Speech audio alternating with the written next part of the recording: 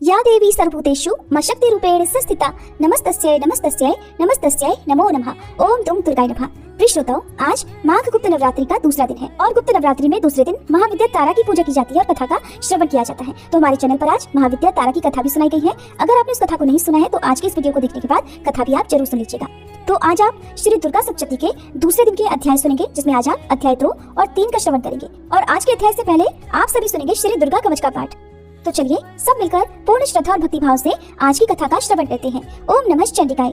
इस श्री चंडी कवच के ब्रह्मा ऋषि अनुष्टुप छंद चामुंडा देवता अंगन्यास में कही गई माताएं बीज दिग्बंध देवता तत्व है। श्री जगदम्बा की प्रीति के लिए सप्तशती के पाठांग भूत जप में इसका विनियोग किया जाता है। चंडिका देवी को नमस्कार है। मार्कंडेय जी ने कहा, पितामह, जो इस संसार में परम गोपनीय तथा मनुष्यों की सब प्रकार से रक्षा करने वाला है और जो अब तक आपने दूसरे किसी के सामने प्रकट नहीं किया हो, ऐसा कोई साधन मुझे बताइए। तो ब्रह्मा जी बोले, हे ब्राह्मण, ऐसा साधन तो एक देवी का कवच ही है, जो गोपनीय से भी परम गोपनीय, पवित्र तथा संपूर्ण प्राणियों का उपकार करने वाला है। महामुने, उसे श्रवण करो। देवी की 9 मूर्तियां हैं जिन्हें नवदुर्गा कहते हैं। उनके पृथक पृथक नाम बतलाए जाते हैं। प्रथम नाम शैलपुत्री है, दूसरी मूर्ति का नाम ब्रह्मचारिणी है, तीसरा स्वरूप चंद्रघंटा के नाम से प्रसिद्ध है, चौथी मूर्ति को कुष्मांडा कहते हैं, पांचवी दुर्गा का नाम स्कंद माता है, देवी के छठे रूप को कात्यायनी कहते हैं, सातवां कालरात्रि और 8वां स्वरूप महागौरी के नाम से प्रसिद्ध है, नवी दुर्गा का नाम सिद्धिदात्री है। ये सब नाम सर्वज्ञ महात्मा वेद भगवान के द्वारा ही प्रतिपादित है। जो मनुष्य अग्नि में जल रहा हो, रणभूमि में शत्रुओं से घिर गया हो, विषम संकट में फंस गया हो तथा इस प्रकार भय से आतुर होकर जो भगवती दुर्गा की शरण में प्राप्त हुए हो, उनका कभी कोई अमंगल नहीं होता। युद्ध के समय संकट में पड़ने पर भी उनके ऊपर कोई विपत्ति नहीं दिखाई देती। उन्हें शोक, दुख और भय की प्राप्ति नहीं होती। जिन्होंने भक्ति पूर्वक देवी का स्मरण किया है, उनका निश्चय ही अभ्युदय होता है।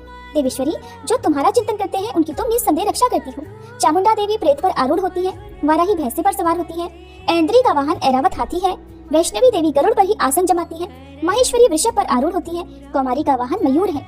भगवान विष्णु की प्रेतमा लक्ष्मी देवी कमल के आसन पर विराजमान है और हाथों में कमल धारण किए हुए हैं। वृषभ पर आरूढ़ ईश्वरी देवी ने श्वेत रूप धारण कर रखा है। ब्राह्मी देवी हंस पर बैठी हुई है और सब प्रकार के आभूषणों से विभूषित है। इस प्रकार ये सभी माताएं सब प्रकार की योग शक्तियों से संपन्न है। इनके सिवा और भी बहुत सी देवियां हैं, जो अनेक प्रकार के आभूषणों की शोभा से युक्त और नाना प्रकार के रत्नों से सुशोभित है। ये संपूर्ण देवियां क्रोध में भरी हुई हैं और भक्तों की रक्षा के लिए रथ पर बैठी दिखाई देती हैं। ये शंख, चक्र, गदा, शक्ति, हल और मुसल, खेटक और तोमर, परशु तथा पाश, कुंत और त्रिशूल और उत्तम शारंग धनुष आदि अस्त्र शस्त्र अपने हाथों में धारण करती हैं। दैत्यों के शरीर का नाश करना, भक्तों को अभयदान देना और देवताओं का कल्याण करना, यही उनके शस्त्र धारण का उद्देश्य है। कवच आरंभ करने के बाद पहले इस प्रकार प्रार्थना करनी चाहिए कि महान रौद्र रूप, अत्यंत घोर पराक्रम, महान बल और महान उत्साह वाली देवी, आप महान भय का नाश करने वाली हो, आपको नमस्कार है। आपकी ओर देखना भी कठिन है। शत्रुओं का भय बढ़ाने वाली जगदम्बिके मेरी रक्षा करो। पूर्व दिशा में ऐन्द्रिय इंद्र शक्ति मेरी रक्षा करे, अग्निकोण में अग्नि शक्ति, दक्षिण दिशा में वाराही और नैऋत्य कोण में खड्गधारिणी मेरी रक्षा करे, पश्चिम दिशा में वारुणी और वायव्य कोण में मृग पर सवारी करने वाली देवी मेरी रक्षा करे, उत्तर दिशा में कौमारी और ईशान कोण में शूलधारिणी देवी रक्षा करे। ब्रह्मणी, आप ऊपर की ओर से मेरी रक्षा करो और वैष्णवी देवी नीचे की ओर से मेरी रक्षा करे। इसी प्रकार शव को अपना वाहन बनाने वाली चामुंडा देवी 10 दिशाओं में मेरी रक्षा करे। जया आगे से और विजया पीछे की ओर से मेरी रक्षा करे। वाम भाग में अजिता और दक्षिण भाग में अपराजिता रक्षा करे। उद्योगिनी शिखा की रक्षा करे। उमा मेरे मस्तक पर विराजमान होकर रक्षा करे।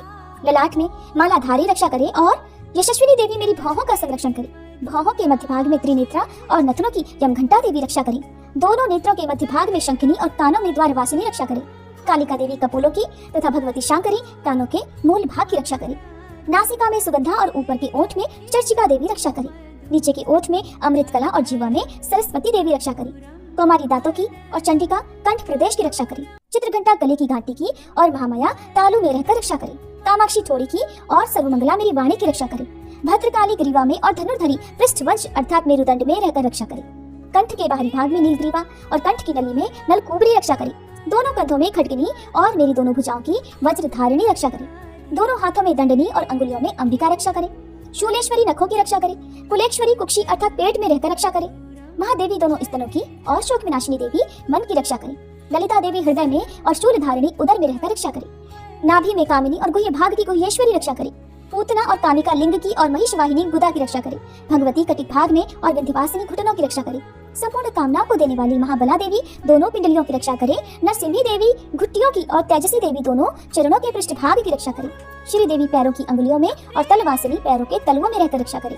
अपनी दाढ़ों के कारण भयंकर दिखाई देने वाली दृष्टा कराली देवी नखों की और ऊर्ध्वकेशिनी देवी केशों की रक्षा करे। रोमावलियों के छिद्रों में कौबेरी और त्वचा की वागीश्वरी देवी रक्षा करे।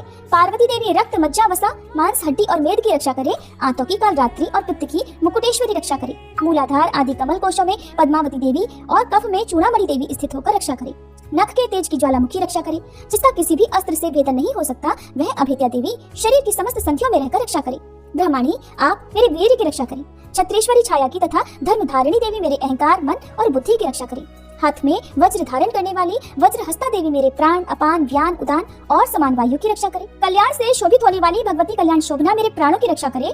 रस, रूप, गंध, शब्द और स्पर्श इन विषयों का अनुभव करते समय योगिनी देवी रक्षा करे तथा सत्वगुण, तमोगुण और रजोगुण की रक्षा सदा नारायणी देवी करे। वाराही आयु की रक्षा करे। वैष्णवी धर्म की रक्षा करे और चक्रणी अर्थात चक्र धारण करने वाली देवी यश, कीर्ति, लक्ष्मी, धन तथा विद्या की रक्षा करे। इंद्राणी, आप मेरे गोत्र की रक्षा करें। चंडिके, आप मेरे पशुओं की रक्षा करो। महालक्ष्मी, पुत्रों की रक्षा करो और भैरवी पत्नी की रक्षा करे। मेरे पथ की, सुपथा तथा मार्ग की क्षेमंकरी रक्षा करे। राजा के दरबार में महालक्ष्मी रक्षा करे और सब ओर व्याप्त रहने वाली विजया देवी संपूर्ण भयों से मेरी रक्षा करे। देवी, जो स्थान कवच में नहीं कहा गया है अतएव रक्षा से रहित है, वह सब आपके द्वारा सुरक्षित हो, क्योंकि आप विजयशालिनी और पापनाशिनी हो। यदि अपने शरीर का भला चाहे तो मनुष्य बिना कवच के कहीं एक पग भी ना जाए। कवच का पाठ करके ही यात्रा करे। कवच के द्वारा सब ओर से सुरक्षित मनुष्य जहाँ जहाँ भी जाता है वहाँ वहाँ उसे धन लाभ होता है तथा संपूर्ण कामनाओं की सिद्धि करने वाली विजय की प्राप्ति होती है। वह जिस जिस अभीष्ट वस्तु का चिंतन करता है उसको निश्चय ही प्राप्त कर लेता है। वह पुरुष इस पृथ्वी पर तुलना रहित महान ऐश्वर्य का भागी होता है। कवच से सुरक्षित मनुष्य निर्भय हो जाता है। युद्ध में उसकी पराजय नहीं होती और वह तीनों लोकों में पूजनीय होता है। देवी का यह कवच देवताओं के लिए भी दुर्लभ है।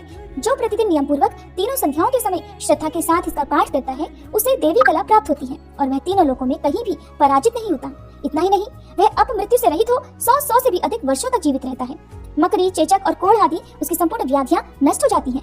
कनेर, भांग, अफीम, धतूरे आदि का स्थावर विष, सांप और बिच्छू आदि के काटने से चढ़ा हुआ जंगम विष तथा अहिफेन और तेल के संयोग आदि से बनने वाला कृत्रिम विष, ये सब प्रकार के विष दूर हो जाते हैं, उनका कोई असर नहीं होता। इस पृथ्वी पर मारण, मोहन आदि जितने अभिचारी के प्रयोग होते हैं तथा इस प्रकार के जितने मंत्र यंत्र होते हैं, वे सब इस कवच को हृदय में धारण कर लेने पर उस मनुष्य को देखते ही नष्ट हो जाते हैं। यही नहीं, पृथ्वी पर विचरने वाले ग्राम देवता, आकाशचारी देव विशेष, जल के संबंध से प्रकट होने वाले गण, उपदेश मात्र से सिद्ध होने वाले निम्न कोटि के देवता, अपने जन्म के साथ प्रकट होने वाले देवता, कुल देवता, माला अर्थात कंठमाला आदि, डाकिनी, शाकिनी, अंतरिक्ष में विचरने वाली अत्यंत बलवती भयानक डाकिनियां, ग्रह, भूत, पिशाच, यक्ष, गंधर्व, राक्षस, ब्रह्म राक्षस, बेताल, कुष्मांड और भैरव आदि अनिष्टकारक देवता भी हृदय में कवच धारण किए रहने पर उस मनुष्य को देखते ही भाग जाते हैं। कवचधारी पुरुष को राजा से सम्मान वृद्धि प्राप्त होती है। यह कवच मनुष्य के तेज की वृद्धि करने वाला और उत्तम है।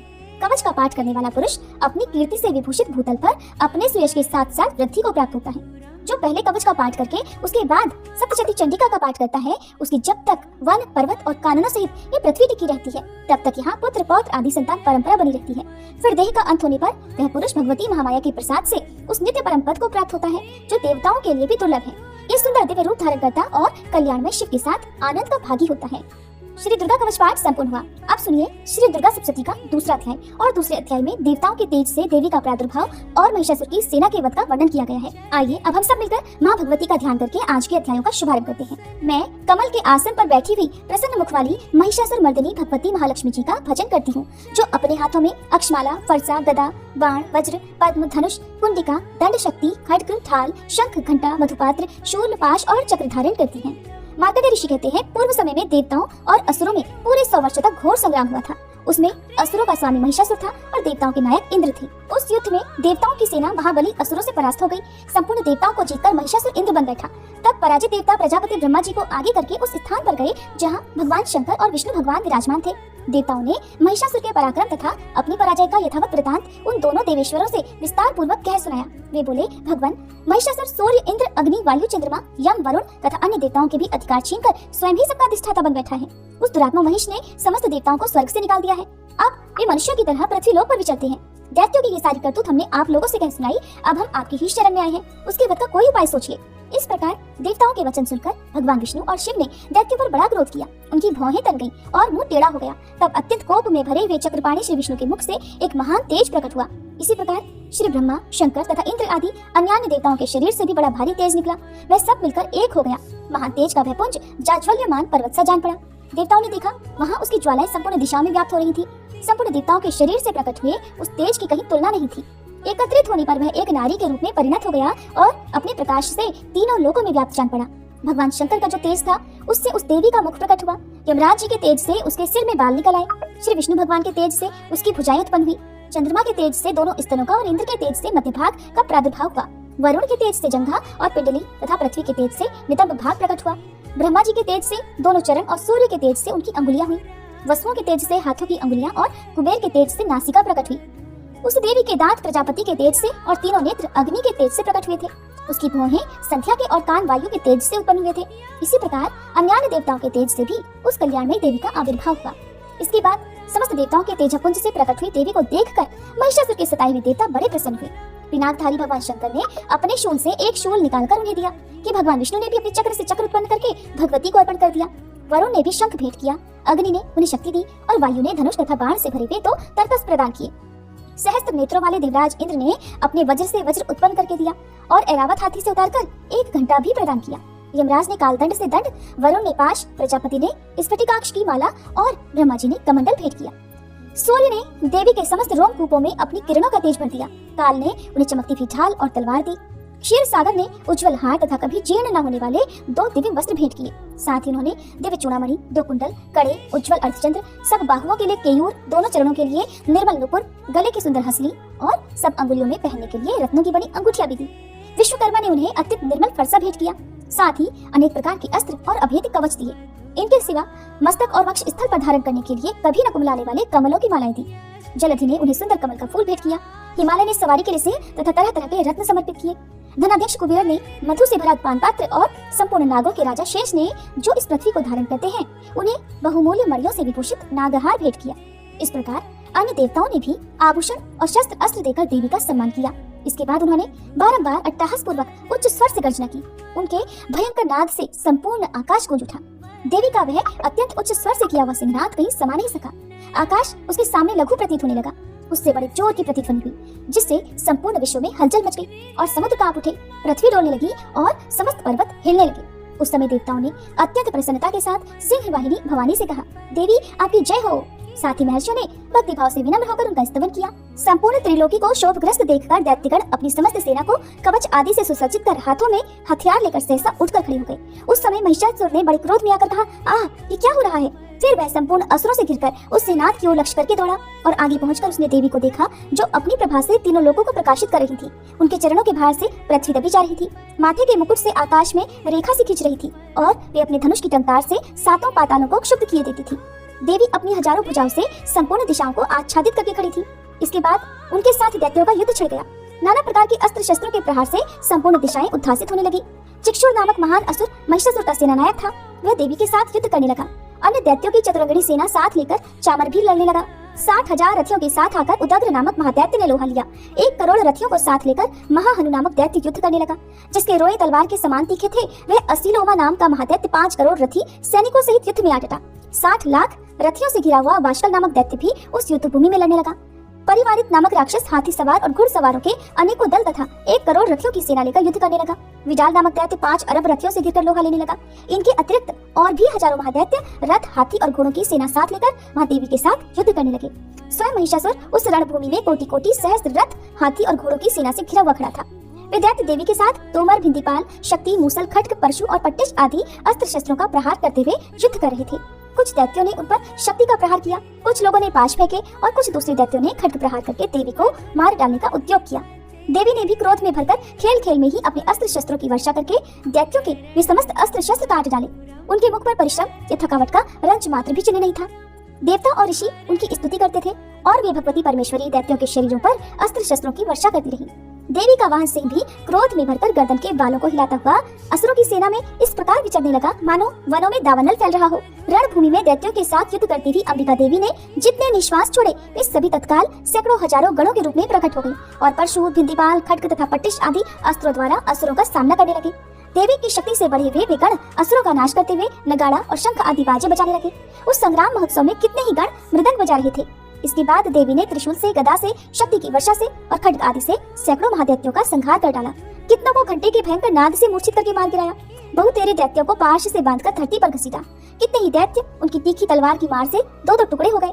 कितने ही गदा की चोट से घायल होकर धरती पर सो गए। कितने ही मूसल की मार से अत्यंत आहत होकर रक्त वमन करने लगे। कुछ दैत्य शूल से छाती फट जाने के कारण पृथ्वी पर ढेर हो गए। उस रणांगण में बाण समूहों की वृष्टि से कितने ही असुरों की कमर टूट गई। बाज की तरह झपटने वाले देव पीड़क दैत्यगण अपने प्राणों से हाथ धोने लगे। किन्हीं की बाहें छिन्न भिन्न हो गई, कितनों की गर्दनें कट गई, कितने ही दैत्यों के मस्तक कट कट कर गिरने लगे। कुछ लोगों के शरीर मध्य भाग में ही विदीर्ण हो गए। कितने ही महादैत्य जांघें कट जाने से पृथ्वी पर गिर पड़े। कितनों को ही देवी ने एक बाह, एक पैर और एक नेत्र वाले करके दो टुकड़ों में चीर डाला। कितने ही दैत्य मस्तक कट जाने पर भी गिरकर उठ जाते और फिर केवल धड़ के ही रूप में अच्छे अच्छे हथियार हाथ में लेकर देवी के साथ युद्ध करने लगते। दूसरे कबंध युद्ध के बाजों के लय पर नाचते थे। कितने ही बिना सिर के धड़ हाथों में खड्ग, शक्ति और स्टील लिए दौड़ते थे और दूसरे महादैत्य ठहरो ठहरो ये कहते हुए देवी को युद्ध के लिए ललकारते थे। जहाँ वह घोर संग्राम हुआ था वहाँ की धरती देवी के गिराए हुए रथ, हाथी, घोड़े और असुरों की लाशों से ऐसी पट गई थी कि वहाँ चलना फिरना असंभव हो गया था। दैत्यों की सेना में हाथी, घोड़े और असुरों के शरीरों से इतनी अधिक मात्रा में रक्तपात हुआ था कि थोड़ी ही देर में वहाँ खून की बड़ी बड़ी नदियां बहने लगी। जगदम्बा ने असुरों की विशाल सेना को क्षण भर में ही नष्ट कर दिया, ठीक उसी तरह जैसे तिनके और काठ के भारी ढेर को अग्नि कुछ ही क्षणों में भस्म कर देती है। और वह सिंह भी गर्दन के बालों को हिला हिलाकर जोर जोर से गर्जना करता हुआ दैत्यों के शरीर से मानो उनके प्राण चुन लेता था। वहाँ देवी के गणों ने भी उन महादैत्यों के साथ ऐसा युद्ध किया जिससे आकाश में खड़े हुए देवतागण उन पर बहुत संतुष्ट हुए और फूल बरसाने लगे। इस प्रकार श्री मार्कंडेय पुराण में सावर्णिक मनवंतर की कथा के अंतर्गत देवी महात्म्य में महिषासुर की सेना का वध नामक दूसरा अध्याय पूर्ण हुआ। अब सुनिए तीसरा अध्याय, जिसमें सेनापतियों सहित महिषासुर के वध का वर्णन किया गया है। सबसे पहले हम सभी मिलकर माँ जगदम्बा का ध्यान करते हैं। जगदम्बा के श्री अंगों की कांति उदय काल के सहस्त्रों सूर्यों के समान है। वे लाल रंग की रेशमी साड़ी पहने हुए हैं। उनके गले में मुंडमाला शोभा पा रही है। दोनों स्तनों पर रक्त चंदन का लेप लगा है। वे अपने कर कमलों में जप मालिका, विद्या और अभय तथा वर नामक मुद्राएं धारण किए हुए हैं। तीनों नेत्रों से सुशोभित मुखारविंद की बड़ी शोभा हो रही है। उनके मस्तक पर चंद्रमा के साथ ही रत्नमय मुकुट बंधा है और वे कमल के आसन पर विराजमान है। ऐसी देवी को मैं भक्ति पूर्वक प्रणाम करती हूँ। मार्कंडेय ऋषि कहते हैं, दैत्यों की सेना को इस प्रकार तहस नहस होती देख महादैत्य सेनापति चिक्षुर क्रोध में भरकर अंबिका देवी से युद्ध के लिए आगे बढ़ा। वह असुर रणभूमि में देवी के ऊपर इस प्रकार बाणों की वर्षा करने लगा जैसे बादल मेरुगिरी के शिखर पर पानी की धार बरसा रहा हो। तब देवी ने अपने बाणों से उसके बाण समूह को अनायास ही काटकर उसके घोड़ों और सारथी को भी मार डाला। साथ ही उसके धनुष तथा अत्यंत ऊंची ध्वजा को भी तत्काल काट गिराया। धनुष कट जाने पर उसके अंगों को अपने बाणों से बींध डाला।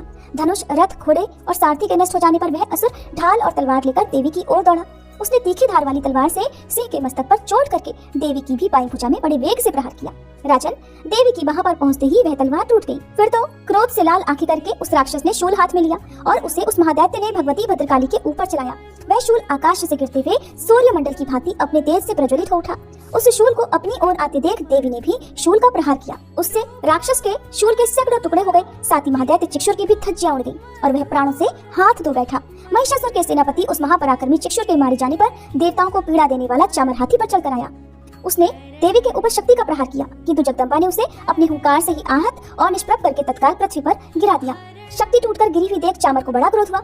अब उसने शूल चलाया, किंतु देवी ने उसे भी अपने बाणों द्वारा काट डाला। इतने में ही देवी का सिंह उछलकर हाथी के मस्तक पर चढ़ बैठा और उस दैत्य के साथ खूब जोर लगाकर बहुयुद्ध करने लगा। वे दोनों लड़ते लड़ते हाथी से पृथ्वी पर आ गए और अत्यंत क्रोध में भरकर एक दूसरे पर बड़े भयंकर प्रहार करते हुए लड़ने लगे। इसके बाद सिंह बड़े वेग से आकाश की ओर उछला और उधर से गिरते समय उसने पंजों की मार से चामर का सिर धड़ से अलग कर दिया। इसी प्रकार उदग्र भी शिला और वृक्ष आदि की मार खाकर रणभूमि में देवी के हाथों मारा गया तथा कराल भी दांतों, मुक्कों और थप्पड़ों की चोट से धाराशायी हो गया। क्रोध में भरी हुई देवी ने गदा की चोट से उद्धत का कचूमर निकाल दिया। भिंदीपाल से वाशकल को और बाणों से ताम्र और अंधक को मौत के घाट उतार दिया। तीन नेत्रों वाली परमेश्वरी ने त्रिशूल से उग्रास्य, उग्रवीर्य तथा महाहनु नामक दैत्य को मार डाला। तलवार की चोट से विडाल के मस्तक को धड़ से काट गिराया। दुर्धर और दुर्मुख इन दोनों को भी अपने बाणों से यमलोक भेज दिया। इस प्रकार अपनी सेना का संहार होता देख महिषासुर ने भैंसे का रूप धारण करके देवी के गणों को त्रास देना आरंभ किया। किन्हीं को थूथन से मारकर, किन्हीं के ऊपर खुरों का प्रहार करके, किन्हीं को पूंछ से चोट पहुंचाकर, कुछ को सींगों से विदीर्ण करके, कुछ गणों को वेग से, किन्हीं को सिंहनाद से, कुछ को चक्कर देकर और कितनों को निश्वास वायु की झोंकों से धाराशायी कर दिया। इस प्रकार गणों की सेना को गिराकर वह असुर महादेवी के सिंह को मारने के लिए झपटा। इससे जगदम्बा को बड़ा क्रोध हुआ। उधर महापराक्रमी महिषासुर भी क्रोध में भरकर धरती को खुरों से खोदने लगा और अपने सींगों से ऊंचे ऊंचे पर्वतों को उठाकर फेंकने और गरजने लगा। उसके वेग से टक्कर देने के कारण पृथ्वी क्षुब्ध होकर फटने लगी। उसकी पूंछ से टकराकर समुद्र सब ओर से धरती को डुबोने लगा। हिलते हुए सींगों के आघात से विदीर्ण होकर बादलों के टुकड़े टुकड़े हो गए। उसके श्वास की प्रचंड वायु के वेग से उड़े हुए सैकड़ों पर्वत आकाश से गिरने लगे।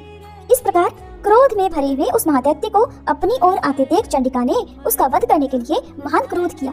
उन्होंने पाश फेंककर उस महान असुर को बांध दिया। उस महासंग्राम में बध जाने पर उसने भैंसे का रूप त्याग दिया और तत्काल सिंह के रूप में प्रकट हो गया। उस अवस्था में जगदम्बा जो ही उसका मस्तक काटने के लिए उद्यत हुई, त्यों ही वह खड्गधारी पुरुष के रूप में दिखाई देने लगा। तब देवी ने तुरंत ही बाणों की वर्षा करके ढाल और तलवार के साथ उस पुरुष को भी बींध डाला। इतने में ही वह महान गजराज के रूप में परिणत हो गया और अपनी सूंड से देवी के विशाल सिंह को खींचने और गरजने लगा। खींचते समय देवी ने तलवार से उसकी सूंड काट डाली। तब उस महादैत्य ने पुनः भैंसे का शरीर धारण कर लिया और पहले की ही तरह चराचर प्राणियों सहित तीनों लोगों को व्याकुल करने लगा।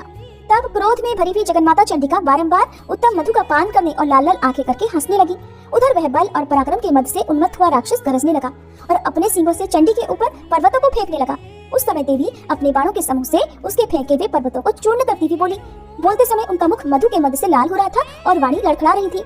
देवी ने कहा, ओ मूढ़, मैं जब तक मधु पीती हूँ तब तक तू क्षण भर के लिए खूब गरज ले। मेरे हाथ से यही तेरी मृत्यु हो जाने पर अब शीघ्र ही देवता भी गर्जना करेंगे। ऋषि कहते हैं, ऐसा कहकर देवी उछली और उस महादैत्य के ऊपर चढ़ गई। फिर अपने पैर से उसे दबाकर उन्होंने शूल से उसके कंठ में आघात किया। उनके पैर से दबा होने पर भी महिषासुर अपने मुख से दूसरे रूप में बाहर होने लगा। अभी आधे शरीर से ही वह बाहर निकलने पाया था कि देवी ने अपने प्रभाव से उसे वहीं रोक दिया। आधा निकला होने पर भी वह महादैत्य देवी से युद्ध करने लगा। तब देवी ने बहुत बड़ी तलवार से उसका मस्तक काट गिराया। फिर तो हाहाकार करती हुई दैत्यों की सारी सेना भाग गई और संपूर्ण देवता अत्यंत प्रसन्न हो गए। तब देवताओं ने दिव्य भाष्यों के साथ दुर्गा देवी का स्तवन किया। गंधर्वराज गाने गाने लगे और अप्सराएं नृत्य करने लगी।